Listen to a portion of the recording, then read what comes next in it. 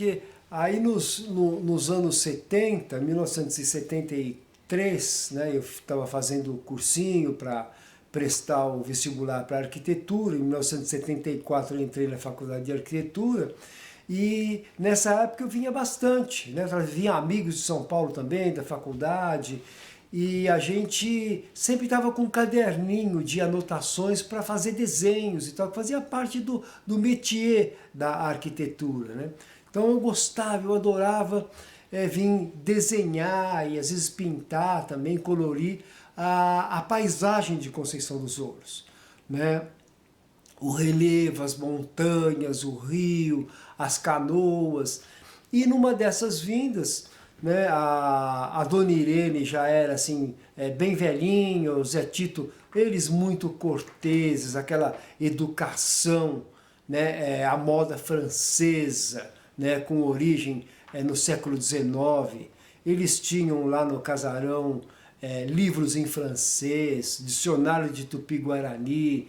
Então era gente com uma formação letrada, o que era difícil na época. E numa dessas vindas para Conceição dos Ouros, eu, estudante de arquitetura, eu fiz uma medição de todo o casarão da Dona Irene. E depois produzi um estudo, né, a partir da morada paulista, dos antigos casarões de Porão Alto, da tradição da arquitetura portuguesa da época colonial.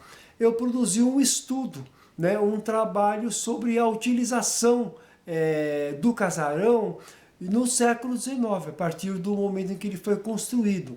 Né? Por quê? Porque os espaços de organização da residência colonial, eles atendem às necessidades da vida social daquela época.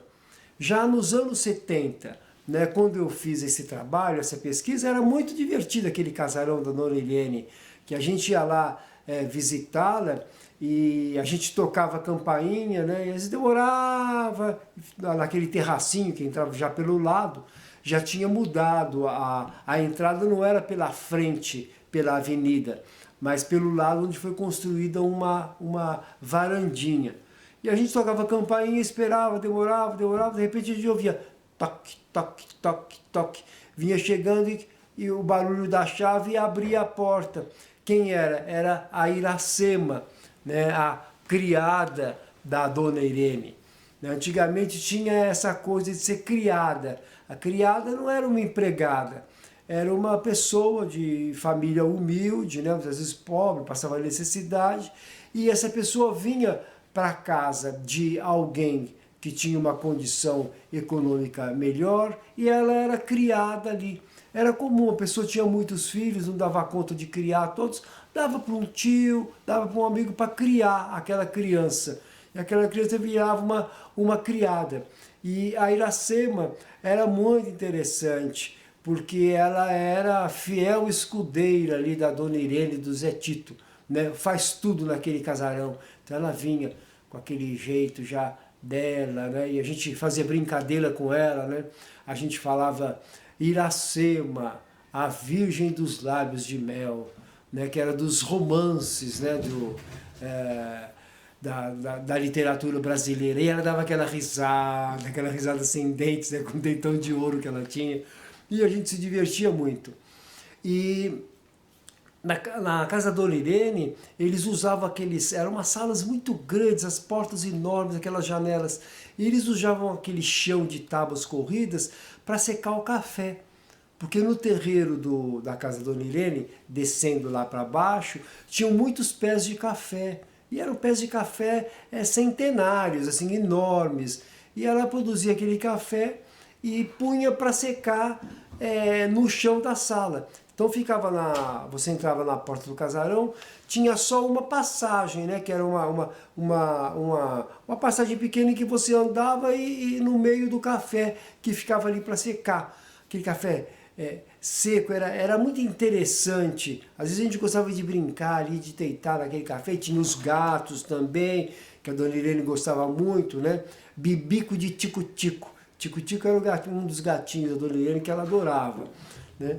E aí, naquela época, a Dona Irene e o Zé Tito, eles usavam apenas um quarto na parte da frente, né, entrando pela avenida, que não entrava mais, mas pela avenida do lado esquerdo, eles ocupavam uma pequena área do casarão e a área do fundo da cozinha. Depois qualquer dia eu vou fazer uma gravação só falando sobre os usos do casarão, como é que ele funcionava.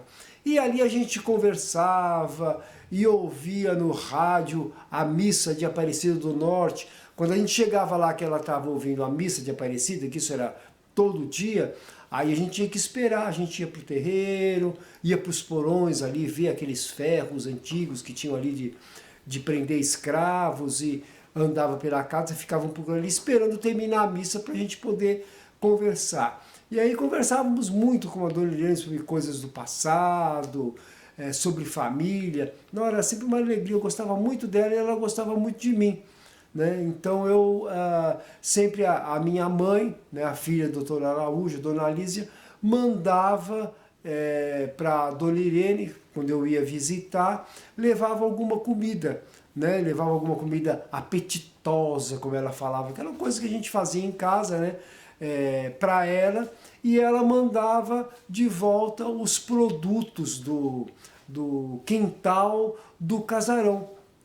Bananas, sempre tinha boas bananas, laranja, né? Ela tinha lá uma árvore que dava aquelas laranjas grandes. E uma tradição da Dona Irene, do casarão da Dona Irene do Zé Tito, era fazer doce de laranja. Era feito da casca da laranja, compota de laranja. E aquilo era uma delícia para comer com queijo fresco, era maravilhoso. E aí eu trazia a compota de doce para a família lá embaixo. Então havia essa troca de gentilezas, de bilhetes, de pequenas cartas, sempre entre a minha mãe, né, a Dona Alísia, e a Dona Irene e o Zé Tito.